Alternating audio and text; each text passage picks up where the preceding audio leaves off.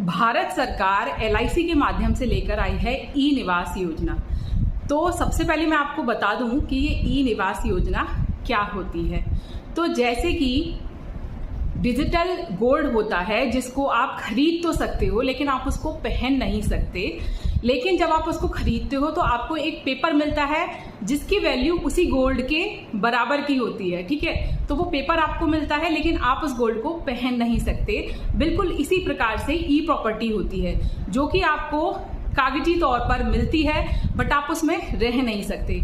आप उसे बेच सकते हो, आप उसे रेंट पे भी उठा सकते हो बट आप उसमें रह नहीं सकते। तो चलो मैं आपको बताती हूँ कि सरकार क्या योजना लेकर आई है।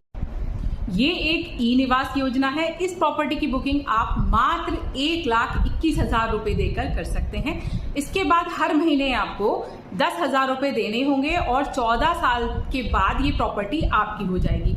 और 14 साल के बाद आपको हर महीने 10,000 रुपए फिक्स आपका किराया मिलेगा, यानी कि रेंट। ठीक है, अब बहुत सारे लोग ये भी पूछेंगे, ये भी बहस करेंगे कि हमें हर महीने 10,000 रुपए का ही रेंट क्यों मिलेगा, ये बढ़ेगा क्यों नहीं या फिर ये बढ़ क्यों नहीं रहा। ठीक है, तो इस पर मैं आप लोगों को बता दूं कि जैसे कि हम किसी घर को रेंट पर उठाते हैं, ठीक है, तो उसमें किराएदार को ढूंढने की झंझट, ठीक है, उसकी जो भी टूट फूट डेंट पेंट मरम्मत की झंझट होती है वो सब कुछ हमारी होती है। लेकिन अगर आप इस वाली प्रॉपर्टी को लेंगे तो आपको इन सब चीजों की टेंशन लेने की कोई जरूरत नहीं है। ये सारी की सारी जिम्मेदारी सरकार की होगी। आपको किराएदार हो या ना हो, आपका जो फ्लैट है वो रेंट पर उठे या ना उठे, आपको हर महीने एक फिक्स डिपॉजिट 10,000 रुपए का रेंट मिलता रहेगा।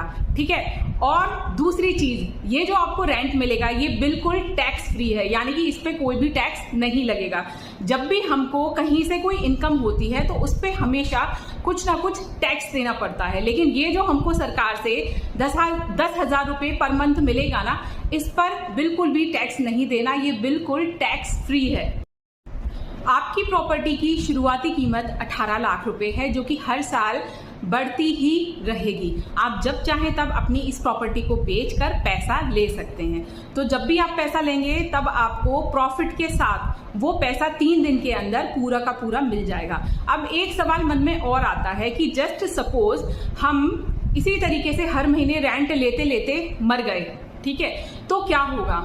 तो देखो, जब भी आप इस ई प्रॉपर्टी का फॉर्म भरेंगे तो आपका एक नॉमिनी बनाया जाएगा। तो अगर इन केस ऐसा कुछ होता है कि आप इसको सेल नहीं कर पाते और उससे पहले आपके साथ कुछ ऐसी दुर्घटना हो जाती है कि आप नहीं रहते, तो आपकी